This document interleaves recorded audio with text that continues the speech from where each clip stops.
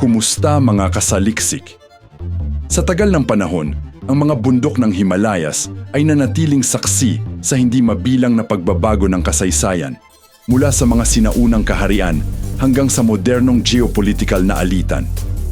Isa sa mga pinakamasalimuot na kwento sa kanilang anino ay ang alitan sa pagitan ng India at China. Noong 1962, sumabog ang tensyon sa pagitan ng dalawang bansang ito, nagdulot ng digmaan na hindi lamang umikot sa mga bala, kundi sa mga prinsipyo at pagkakakilanlan.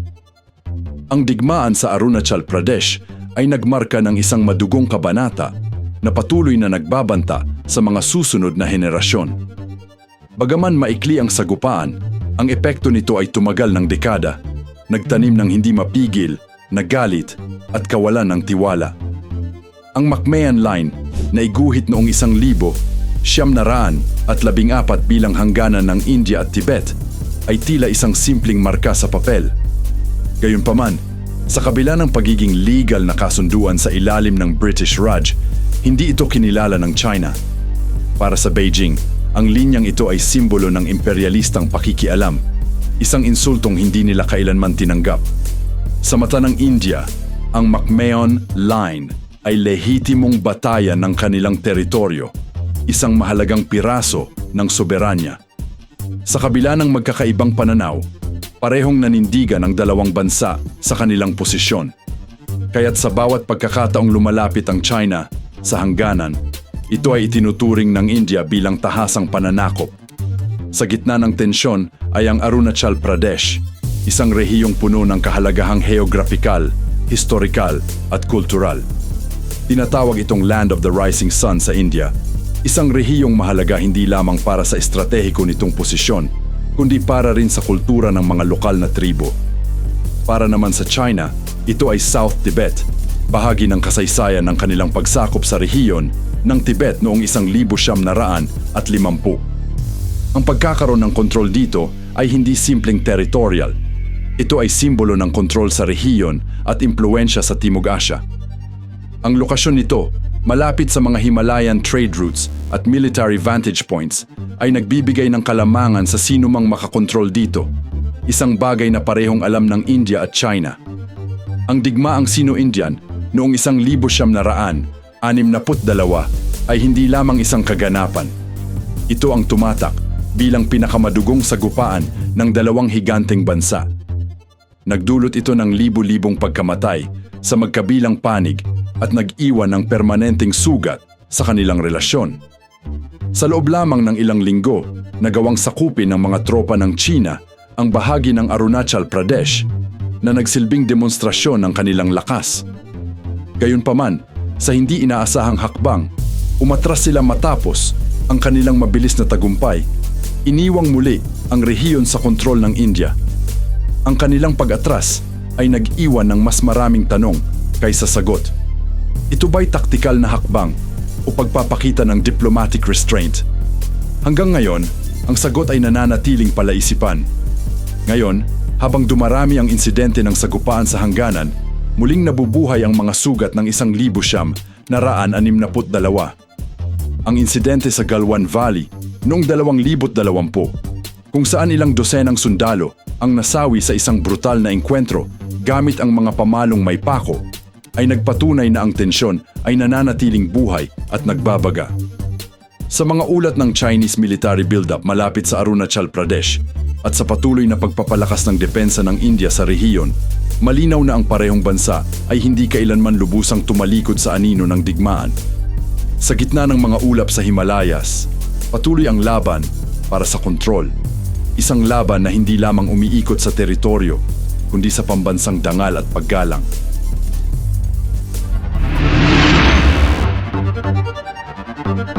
Sa mga nakalipas na dekada, ang tensyon sa pagitan ng India at China ay hindi kailanman tuluyang naglaho. At sa tuwing nagkakaroon ng sagupaan, ito ay tila paalala ng hindi natapos na kasaysayan. Noong Disyembre 2022, naganap ang isa na namang insidente na nagbigay buhay sa mga lumang sugat. Sa Yangtze, isang estratehikong lokasyon sa rehiyon ng Tawang, Arunachal Pradesh, nagtagpo ang mga sundalo ng dalawang bansa sa isang matinding engkwentro.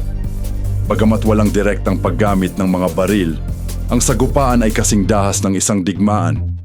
Sa insidenteng iyon, hindi tradisyonal na armas ang ginamit ng magkabilang panig. Sa halip, gumamit sila ng mga pamalo, batuta, at mga sandatang gawa sa bakal na tinik at pako, parang eksena mula sa isang digmaan noong unang panahon. Ang insidente ay nagtapos na may ilang sugatan sa magkabilang panig, ngunit ito ay malinaw na higit pa sa simpleng sagupaan. Ito ay pagpapakita ng determinasyon ng bawat bansa na protektahan ang kanilang hangganan, kahit na ang ibig sabihin nito ay pisikal na paglalaban sa gitna ng mabagsik na klima ng Himalayas. Ang tawang na lokasyon ng sagupaan ay hindi lamang mahalaga sa estratehikong aspeto. Ito rin ay may malalim na espiritual na kahulugan. Dito matatagpuan ang Tawang Monastery, isa sa pinakamalaki at pinakamatandang Buddhist monastery sa mundo. Sa pananaw ng China, ang kontrol sa tawang ay hindi lamang usapin ng teritoryo. Ito rin ay may simbolikong kahalagahan dahil sa koneksyon nito sa Tibetan Buddhism. Ang lugar na ito ay itinuturing na mahalagang bahagi ng kasaysayan at kultura ng Tibet, na pilit na pinananatili ng Beijing sa ilalim ng kanilang impluwensya. Sa kabila nito, para sa India, ang tawang ay isang hindi matitinag na bahagi ng kanilang soberanya. Ang rehiyon ay mahalaga sa depensa ng kanilang hilagang silangang hangganan at isang pangunahing punto ng pagmamanman sa galaw ng Chinese military. Ang bawat sagupaan sa lugar na ito ay tila pagpapakita ng lakas, hindi lamang sa pagitan ng mga sundalo, kundi ng dalawang magkaibang pananaw sa kung sino ang nararapat na magmay-ari nito. Ang insidente sa Yangtze ay hindi hiwalay sa mas malawak na problema ng hindi pagkakaintindihan sa patrolling protocols. Sa loob ng mga nakalipas na taon, nagkaroon ng mga ulat ng parehong panig na lumalampas sa kanilang itinuturing na lehitimong hangganan. Dahil walang malinaw na demarkasyon sa karamihan ng 3,440 kilometrong hangganan ng India at China, ang mga sagupaan sa pagitan ng mga sundalo ay nagiging mas madalas.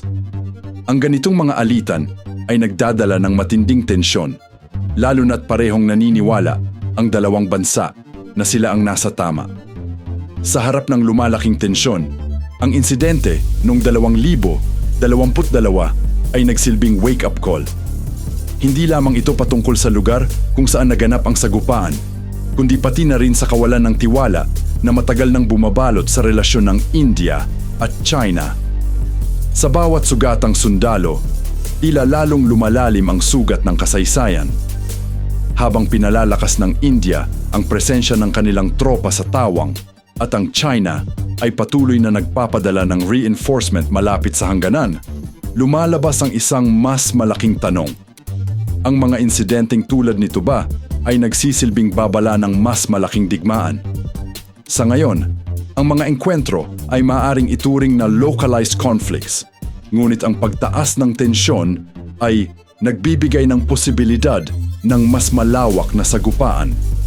Isang posibilidad na hindi lamang makaapekto sa dalawang bansa, kundi sa buong rehiyon ng Asya.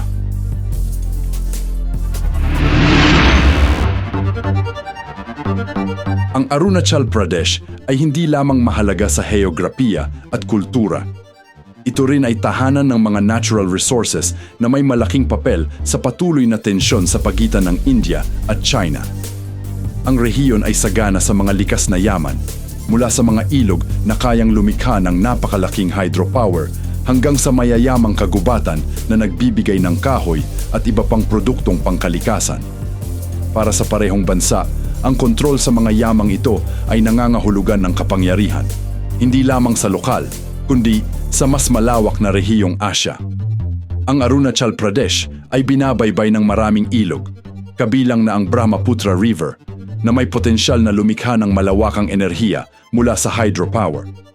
Para sa India, ang mga proyektong hydroelectric sa rehiyon ay mahalaga upang matugunan ang pangangailangan ng bansa sa kuryente. Gayunpaman, ang mga ilog na ito ay nagmumula sa Tibet, na kontrolado ng China. Sa tuwing pinapalaki ng China ang kanilang infrastruktura, tulad ng mga dam sa itaas na bahagi ng ilog, nagiging banta ito sa supply ng tubig ng India. Sa mata ng Beijing, ang kontrol sa mga pinagmumula ng tubig ay isang mahalagang leverage sa anumang negosasyon sa hinaharap. Ang potensyal ng mga ilog na ito ay hindi lamang sa enerhiya, kundi sa kontrol sa agrikultura at kabuhayan ng milyon-milyong tao sa downstream ng India. Ang mga kagubatan ng Arunachal Pradesh ay ilan sa mga pinaka-biodiverse na lugar sa mundo. Ang rehiyon ay tahanan ng mga bihirang species ng hayop at halaman, kabilang ang mga orchid na tanyag sa buong mundo. Subalit, ang patuloy na tensyon sa hangganan ay nagdudulot ng militarisasyon at pagkasira ng kapaligiran. Ang pagtatayo ng mga infrastrukturang militar, gaya ng mga daan at kampo ng sundalo, ay nakaapekto sa likas na yaman ng lugar. Para sa China, ang pagkontrol sa kagubatang ito ay nagbibigay ng access sa mga yamang kagubatan na maaaring suportahan ang kanilang lokal na industriya. Para sa India, ang pagpapalakas ng presensya sa rehiyon ay paraan upang protektahan hindi lamang ang kanilang teritoryo, kundi ang yamang kalikasan na mahalaga sa lokal na komunidad. Sa nakalipas na mga taon, pinabilis ng India ang pagtatayo ng mga infrastruktura sa Arunachal Pradesh upang patatagin ang kanilang kontrol. Ang pagpapabuti sa daan at pagtatayo ng mga tulay ay bahagi ng mas malawak na plano upang mas mapabilis ang paggalaw ng kanilang tropa at makapagbigay ng suporta sa mga lokal na komunidad. Isa sa mga mahalagang proyekto ay ang Siang Bridge na nag-uugnay sa mga lugar na dati hindi naaabot. Bukod dito, nagtayo rin ang India ng mga bagong airbase upang masiguro ang mabilis na deployment ng kanilang militar. Samantala, patuloy na tinututulan ng China ang mga proyektong ito. Sinasabing ito'y isang hakbang na nagbabanta sa kanilang teritoryo. Gayunpaman, para sa India, ito ay malinaw na bahagi ng kanilang depensa laban sa anumang banta mula sa China. Bukod sa militar at politika, ang ekonomiya ng Arunachal Pradesh ay malubhang naapektuhan ng tensyon. Ang turismo, na isa sanang pangunahing pinagmumulan ng kita para sa rehiyon, ay bumagsak dahil sa patuloy na tensyon. Ang mga ruta papunta sa mga magagandang tanawin tulad ng Bumla Pass at Zairo Valley ay madalas na isinasara para sa seguridad. Bukod dito, ang mga proyekto sa agrikultura na pangunahing kabuhayan ng mga lokal ay naaantala dahil sa panghihimasok ng militar. Para sa mga lokal na komunidad, ang patuloy na tensyon ay nangangahulugan ng kawalang katiyakan sa kanilang kabuhayan. Habang sinusubukan ng gobyerno ng India na palakasin ang ekonomiya ng rehiyon, ang takot ng isang malaking sagupaan ay nananatili na siyang nagiging hadlang sa paglago ng lokal na ekonomiya. Sa gitna ng lumalalang tensyon, nagsisimula ng magbigay pansin ang pandaigdigang komunidad. Ang Estados Unidos, halimbawa, ay tahasang nagpahayag ng suporta sa India habang nananatiling tahimik ang ilang bansa upang hindi galitin ang Beijing. Sa kabilang banda, ang China ay gumagamit ng kanilang Belt and Road Initiative, BRI, upang palakasin ang kanilang impluensya sa mga karatig bansa ng India.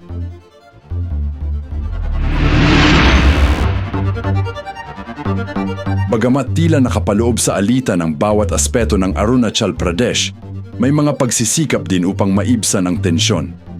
Sa kabila ng hindi pagkakasundo, ang India at China ay lumagda sa iba't ibang kasunduan upang mapanatili ang katahimikan sa kanilang hangganan. Isa sa mga ito, ang Agreement on Maintenance of Peace and Tranquility along the Line of Actual Control, LAC, noong 1973. Bagamat hindi nito tuluyang nalutas ang problema, nagbigay ito ng framework para sa mga konsultasyon at mekanismo sa pag-iwas sa sagupaan. Noong mga nakaraang taon, nagkaroon ng serye ng high-level talks sa pagitan ng militar ng dalawang bansa, kabilang ang Corps Commander level meetings, upang maibsan ang tensyon sa mga partikular na lugar ng LAC. Isa sa mga makabuluhang pag-usad ay ang pansamantalang pag-pullback ng mga tropa sa ilang sektor noong 2023. Gayunpaman, ang diplomatikong tagumpay na ito ay laging nababahiran ng muling pagsiklab ng tensyon, tulad ng insidente sa Galwan Valley at Yangtze. Ang isa sa mga pangunahing hamon ng mga negosasyon ay ang hindi malinaw na interpretasyon ng LAC ng parehong panig. Habang ang India ay nagtatangkang ipakita ang kanilang lakas sa rehiyon sa pamamagitan ng mas aktibong patrols, ang China ay patuloy na nagbibigay diin sa kanilang historical claims. Ang kanilang parehong paninindigan ay nagiging dahilan ng mga deadlock sa usapan. Sa kabila ng mga hadlang, nananatiling bukas ang komunikasyon sa pagitan ng mga pinuno ng militar at diplomatiko ng dalawang bansa.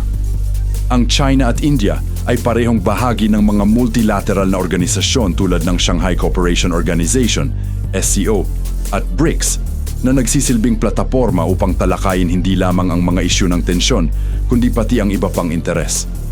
Habang nananatiling mahalaga ang diplomasya, ang mga kasunduan ay tila madalas na nawawalan ng bisa dahil sa kawalan ng tiwala.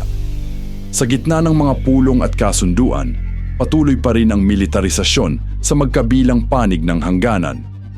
Ang mga hakbang tulad ng pagtatayo ng infrastruktura ng militar, pagpapadala ng reinforcement, at pagpapatibay ng presensya ng tropa ay nagmumungkahi na ang parehong bansa ay naghahanda para sa posibilidad ng mas malawakang labanan. Sa huli, ang diplomasya ay nananatiling tanglaw ng pag-asa, ngunit tila limitado ang epekto nito habang hindi bumibitaw ang parehong bansa sa kanilang matitigas na paninindigan.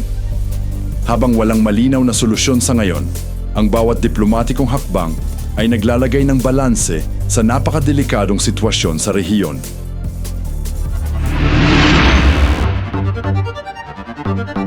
Ang tensyon sa pagitan ng India at China ay hindi lamang umiikot sa teritoryo o diplomatikong usapan. Ito rin ay may malalim na epekto sa kanilang relasyon pang-ekonomiya. Ang dalawang bansa ay kabilang sa pinakamalalaking ekonomiya sa mundo, ngunit ang patuloy na alitan ay nagdulot ng pagbabago sa kanilang economic dynamics. Mula sa bans ng Indian government sa mahigit 200 Chinese apps hanggang sa paghihigpit sa mga pamumuhunan mula sa China, ang tensyon sa hangganan ay tumawid na sa ekonomiya. Bago ang tumitinding alitan, ang China ang isa sa pinakamalalaking trading partners ng India. Ang bilateral trade nila ay umabot sa halos $125 bilyon noong 2021. Ngunit ang patuloy na tensyon ay nagdulot ng pagbabago sa kalakaran. Ang India ay aktibong naghahanap ng paraan upang mabawasan ang kanilang dependency sa mga Chinese imports, lalo na sa sektor ng teknolohiya at manufacturing. Ang kampanya ng Atmanirbhar Bharat, Self-Reliant India, ay naglalayong palakasin ang lokal na produksyon at bawasan ang pag-asa sa mga produkto ng China. Samantala, patuloy na lumalaki ang trade deficit sa pagitan ng dalawang bansa. Habang mas marami pa rin ang inaangkat ng India mula sa China, ang tensyon sa hangganan ay nag-udyok sa India na magsagawa ng mas malalim na hakbang upang balansehin ang sitwasyon. Kasama dito ang paghahanap ng alternatibong trading partners sa rehiyon tulad ng Vietnam, Japan at South Korea. Ang sigalot sa pagitan ng India at China ay hindi lamang limitado sa dalawang bansa. Ito rin ay may epekto sa global supply chains.